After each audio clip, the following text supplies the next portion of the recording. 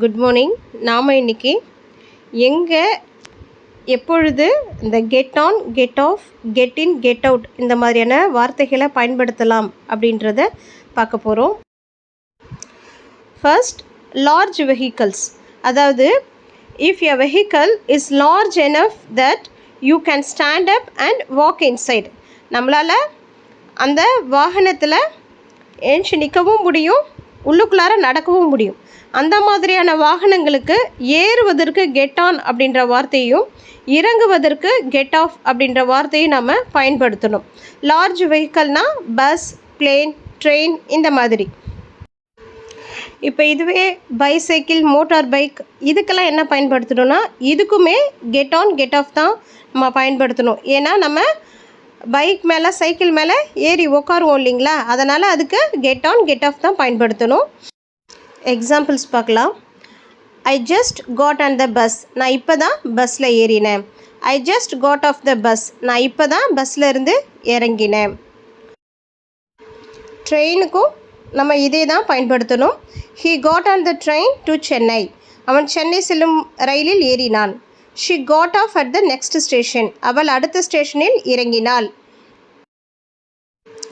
Next, small vehicles. அதுக்கு நம்ம ஏறுவதற்கு வி யூஸ் கெட் இன், வெளியே இறங்குவதற்கு கெட் அவுட் ஆஃப் அப்படின்ற வார்த்தையை பயன்படுத்தணும்.